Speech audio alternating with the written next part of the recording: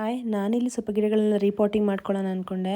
Saturday Sunday 2 ದಿವಸ ರಜೆ ಇದ್ದರೂ ಎಷ್ಟು ಬೇಗ ಟೈಮ್ ಪಾಸ್ ಆಗುತ್ತೆ ಅಂತಲೇ ಗೊತ್ತಾಗಲ್ಲ. ಅದಕ್ಕೆ ಮಾರ್ನಿಂಗಿಂದ ಬೇಗ ಸ್ಟಾರ್ಟ್ ಮಾಡಿಕೊಂಡೆ, ಬಿಸಿಲು ಬೇರೆ ಇತ್ತು ಅಂತ ಹೇಳಿಬಿಟ್ಟು. ಈ ಮಳೆಯಿಂದಾಗಿ ಗಿಡಗಳೆಲ್ಲ ತುಂಬಾ ಹಾಳಾಗಿತ್ತು. ಹಾಗಾಗ್ಬಿಟ್ಟು ಫುಲ್ ಎಲ್ಲ ಗಿಡಗಳನ್ನ ತೆಗೆದು ರೀಪಾಟಿಂಗ್ ಮಾಡ್ಕೊಂಡು ಎಲ್ಲನೂ ಜೋಡಿಸ್ಕೊಂಡೆ.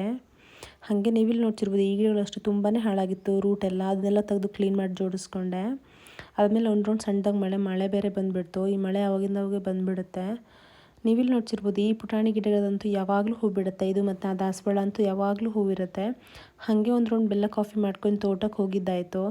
ತೋಟದ ಸ್ವಲ್ಪ ಕೆಲಸ ನಡೆದಿತ್ತು. ಅವರಿಗೆಲ್ಲ ಕಾಫಿ ಕೊಟ್ಬಿಟ್ಟು ಅಲ್ಲೇ ಬಾಳೆ ಮೂತಿ ಇತ್ತು ಪಲ್ಯಕ್ಕಂಥದ್ದನ್ನೆಲ್ಲ ತೊಗೊಂಡು ತೋಟ ಎಲ್ಲ ಒಂದು ರೌಂಡ್ ಹಾಕ್ಕೊಂಡು ಬರಬೇಕಾದ್ರೆ ಪೇರಳೆ ಹಣ್ಣಿತ್ತು ಅಂತ ಹೇಳ್ಬಿಟ್ಟು ಅದನ್ನು ಕುಯ್ಕೊಂಡೆ. ನೀವಿಲ್ಲಿ ನೋಡ್ತಿರ್ಬೋದು, ಅಡಿಕೆ ಅಂತೂ ತುಂಬಾ ಉದುರುತ್ತಿದೆ. ಅಡಿಕೆ ಆಗಿ ಉದುರುತ್ತಿದೆ ಇವಾಗಂತೂ. ಕಾಫಿ ಕೂಡ ಹಣ್ಣಾಗಿ ಅದು ಉದುರುತ್ತಾ ಇದೆ, ಎಲ್ಲ ಹೋಗ್ತಿದೆ. ಹಾಗೆ ಮನೆಗೆ ಬಂದೆ, ಒಂದು ಸಾಂಬಾರು ಮಾಡಿದೆ. ಸಾಂಬಾರು ಅಷ್ಟೊಂದು ಚೆನ್ನಾಗಾಗಿಲ್ಲ ಅಂತ ಹೇಳ್ಬಿಟ್ಟು ಸೌತೆಕಾಯಿ ಇತ್ತು ಅಂತ ಪಚಡಿ ಮಾಡಿಕೊಂಡೆ. ಕೆಲವರು ಇದನ್ನ ಕಿಚಡಿ ಅಂತಾರೆ.